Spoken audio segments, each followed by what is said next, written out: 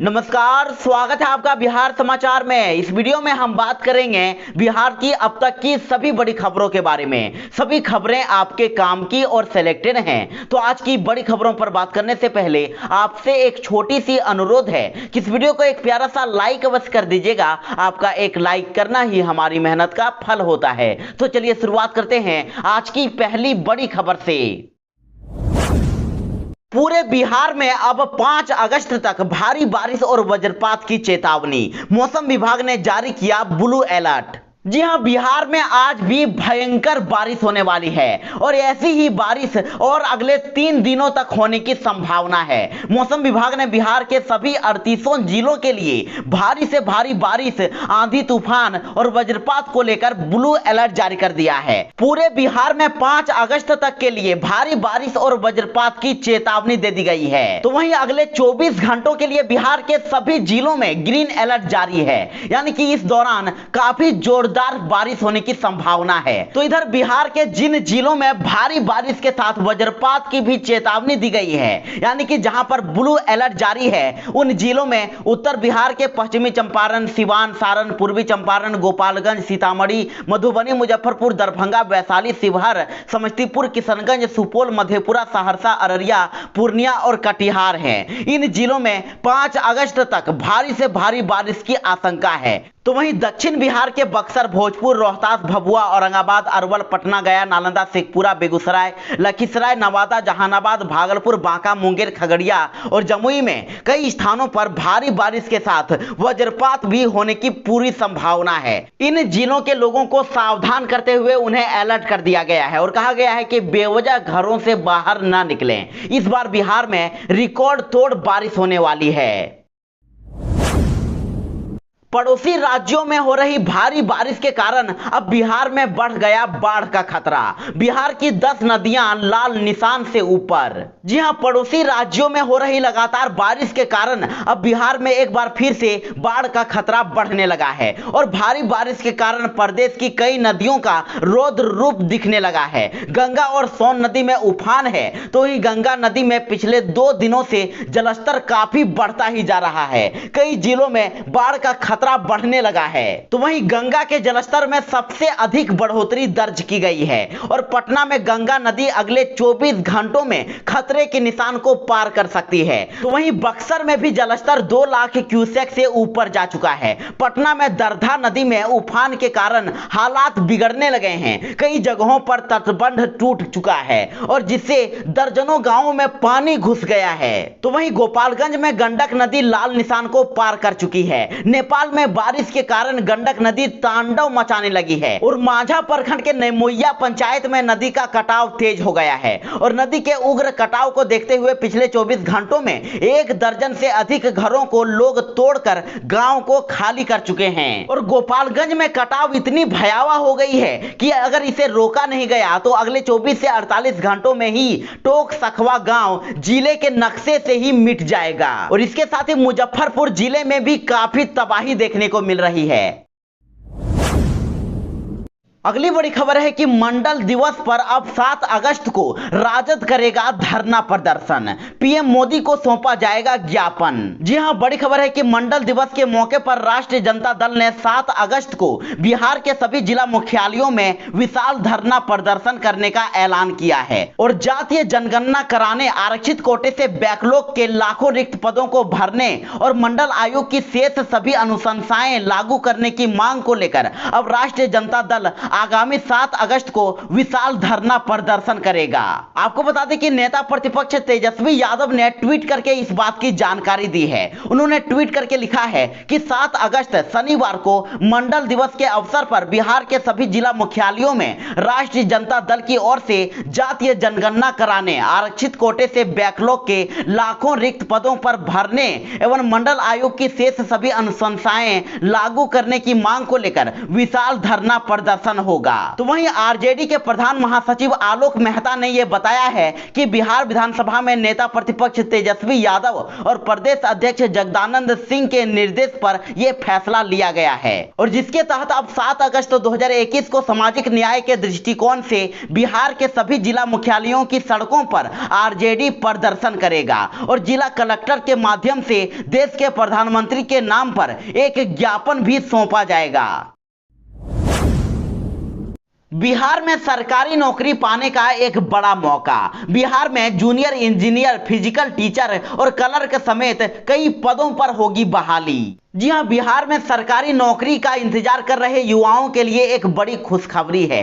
राज्य सरकार कई विभागों में नई बहाली करने की तैयारी में है। ग्रामीण कार्य विभाग और शिक्षा विभाग में नई बहाली की तैयारी की जा रही है और शिक्षा विभाग में फिजिकल टीचर और ग्रामीण कार्य विभाग में जूनियर इंजीनियर सहित विभिन्न पदों पर भर्तियां होने वाली है। बिहार में ग्रामीण कार्य विभाग में बम्पर भर्तियां होंगी। तो मीडिया रिपोर्ट के अनुसार ग्रामीण सड़कों की मरम्मत के लिए जूनियर इंजीनियर सहित विभिन्न पदों पर बहाली की तैयारी जारी है और विभाग अब करीब 21,000 भर्तियां करने की तैयारी में है, जिसका खाका भी तैयार कर लिया गया है और राज्य कैबिनेट की मंजूरी मिलते ही अब बहाली की अधियाचना आयोग को भेजी जाएगी और इस बहाली के जरिए जूनियर इंजीनियर, सर्वेयर और वर्क सरकार, लोअर डिवीजन क्लर्क और कार्यालय अनुदेशक के पदों को भरा जाएगा।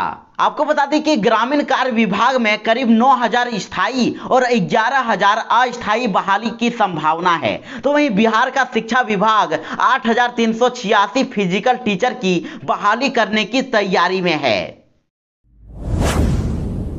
उपेंद्र कुशवाहा के बयान पर अब चिराग पासवान ने दे दिया बड़ा बयान। कहा कि मुख्यमंत्री के लायक भी नहीं है नीतीश कुमार, पीएम तो दूर सीएम मटेरियल भी नहीं है। जी हां, बड़ी खबर है कि उपेंद्र कुशवाहा के बयान के बाद अब बिहार में सियासी सरगर्मी तेज हो गई है। आपको बता दें कि जदयू के नेता उपेंद्र कुशवाहा ने कहा था कि देश में जो भी नेता हैं उन सब में नीतीश कुमार पीएम पद के लिए सबसे योग्य उम्मीदवार हैं। नीतीश कुमार को पीएम बनने का मौका मिला तो वे देश को बढ़िया तरीके से चला सकते हैं। नीतीश कुमार पीएम मटेरियल हैं। तो इधर लोजपा के राष्ट्रीय अध्यक्ष चिराग पासवान ने अब बिहार के मुख्यमंत्री नीतीश कुमार को लेकर एक बड़ा बयान दे दिया है और जदयू संसदीय बोर्ड के अध्यक्ष उपेंद्र कुशवाहा के बयान पर चिराग पासवान ने कहा है कि नीतीश बीजेपी और नरेंद्र मोदी के खिलाफ साजिश रच रहे हैं। नीतीश के अंदर बहुत ज्यादा व्यक्तिगत स्वार्थ छुपा हुआ है। चिराग पासवान ने कहा कि नीतीश कुमार मुख्यमंत्री के लायक भी नहीं हैं और पीएम मटेरियल के सवाल पर चिराग पासवान ने कहा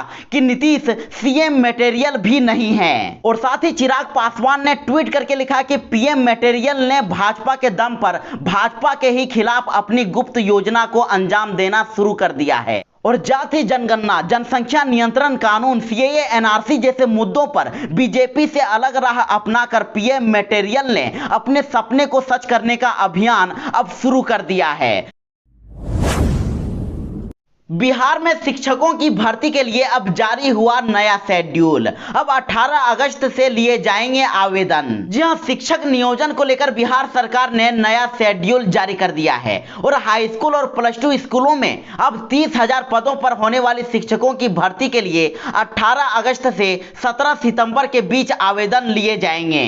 आपको बता दें कि हाई स्कूल और प्लस 2 स्कूलों में शिक्षक नियुक्ति को लेकर 2 जुलाई से काउंसलिंग होनी थी, जिसे स्थगित कर दिया गया है और अब नया शेड्यूल आने के बाद माना जा रहा है कि सेकेंडरी और हायर सेकेंडरी स्कूलों में शिक्षकों की बहाली में काफी देरी हो सकती है और इससे पहले प्राइमरी स्कूलों में शिक्षक बहाली की प्रक्रिया पूरी हो जाएगी। तो वहीं बिहार शिक्षा विभाग ने नया शेड्यूल जारी करते हुए कहा है कि जो अभ्यर्थी पहले आवेदन दे चुके हैं उन्हें दोबारा आवेदन देने की जरूरत नहीं है।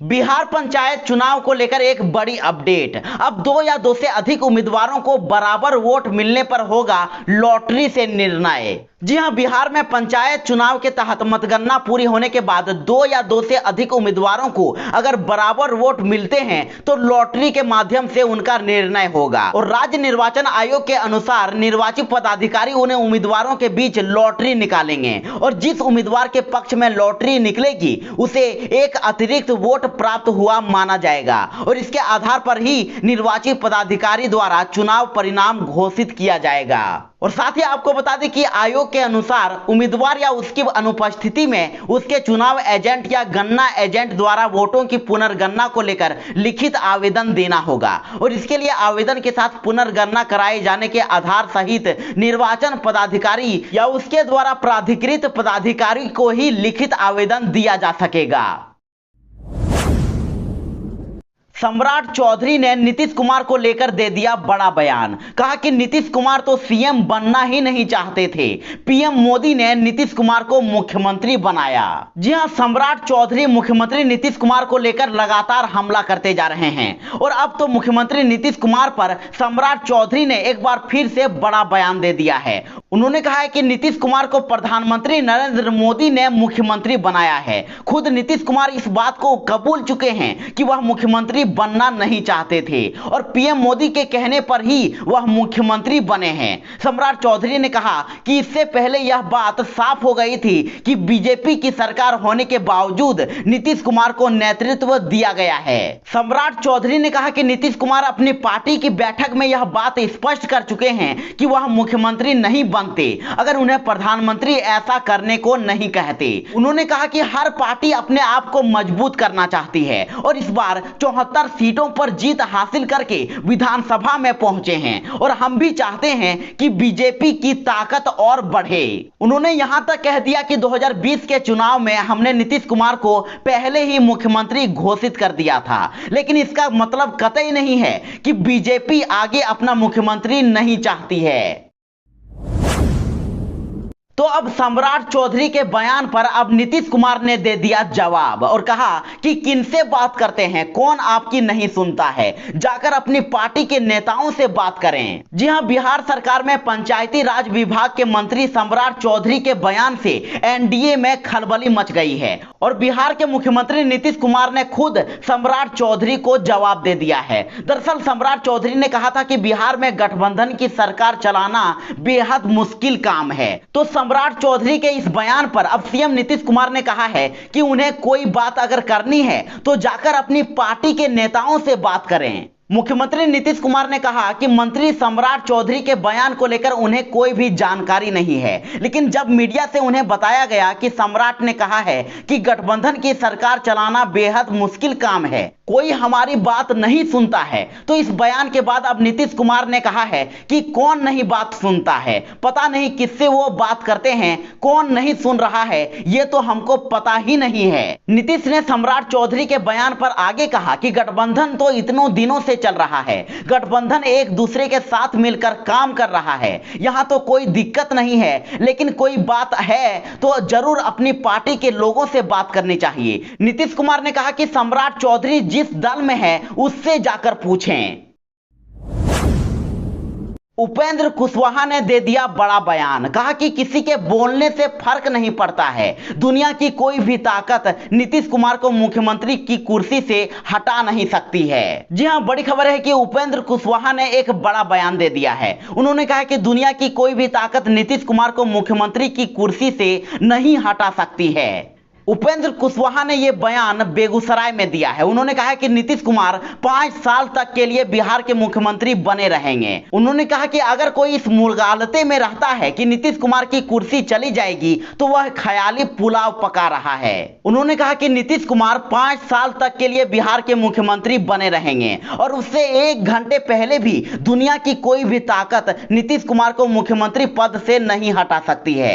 और बिहार में शराबबंदी को लेकर सवाल किए जाने पर उपेंद्र कुशवाहा ने कहा कि उन्हें इस बात को कबूलने में कोई गुरेज नहीं है कि बिहार में अभी भी 100% शराबबंदी नहीं हो पाई है, लेकिन यह भी सच है कि नीतीश कुमार ने शराबबंदी को लेकर जो भी फैसला किया है वह अब भी जमीन पर असर दिखा रहा है। महिलाओं की स्थिति पहले से बेहतर हो गई है, सड़क पर शराब पीकर बवाल करने वाले लोग नजर नहीं आते हैं और धीरे धीरे लोगों की मदद से ही शराबबंदी कानून को सफल बनाया जा सकता है। बिहार बोर्ड के कक्षा 9 के छात्रों के लिए एक बड़ी खबर। अब बिहार बोर्ड ने कक्षा 9 के छात्रों के लिए रजिस्ट्रेशन की डेट को बढ़ा दिया है। तो वहीं बिहार बोर्ड की ओर से जारी सूचना के अनुसार राज्य के माध्यमिक स्तर के शिक्षण संस्थानों के प्रधान अब अपने संस्थान के 9वीं कक्षा के विद्यार्थियों का रजिस्ट्रेशन समिति की वेबसाइट secondary.biharboardonline.com पर अब 15/8/2021 तक ऑनलाइन रजिस्ट्रेशन करा सकेंगे। और साथ ही आपको बता दें कि अगर किसी विद्यार्थी के फॉर्म में यदि त्रुटि होती है, गलती होती है, तो वह उसका प्रिंट आउट निकालकर उसमें जरूरी संशोधन करते हुए अपने हस्ताक्षर के साथ अपने विद्यालय के प्रिंसिपल को उपलब्ध करा देंगे, जिसके आधार पर विद्यालय ऑनलाइन फॉर्म में संशोधन कर देंगे। और साथ ही अगर ऑनलाइन फॉर्म भरने या फिर शुल्क जमा करने में अगर किसी प्रकार की असुविधा होती है तो समिति के हेल्पलाइन नंबर 061222327074 पर संपर्क किया जा सकता है। सुशील मोदी ने राहुल गांधी पर कर दिया बड़ा हमला। कहा कि राहुल गांधी की पार्टी अगर सत्ता में होती तो वैक्सीन के लिए हाथ फैलाना पड़ता। जी हां, बड़ी खबर है कि भाजपा सांसद सुशील कुमार मोदी ने ट्वीट करके कहा है कि आजादी के बाद से यह पहला मौका है जब भारत ने किसी महामारी का सामना करने के लिए स्वयं टीका विकसित किया है, और वह भी संक्रमण का पता चलने के मात्र साल भर के अंदर ही। और इसके साथ ही सुशील कुमार मोदी ने राहुल गांधी पर भी तंज कसा। उन्होंने कहा कि भारत की वैक्सीन और दुनिया में सबसे तेज टीकाकरण पर कोरोना योद्धाओं का मनोबल बढ़ाने के बजाय राहुल गांधी लगातार नकारात्मक टिप्पणी करते रहे, और यदि इस समय उनकी सरकार होती तो भारत को वैक्सीन के लिए दुनिया के आगे हाथ फैलाना पड़ता। उन्होंने कहा कि कांग्रेस ये ना भूलें कि उनके राज्य में विदेशी टीके से पोलियो उन्मूलन करने में 26 साल लगे थे। उन्होंने कहा कि प्रधानमंत्री नरेंद्र मोदी ने कोरोना वैक्सीन बनाने के लिए अप्रैल 2020 में उच्च स्तरीय टास्क गठित किया और वैक्सीन बनाने की क्षमता रखने वाली चुनिंदा कंपनियों की मदद कर उनका हौसला बढ़ाया।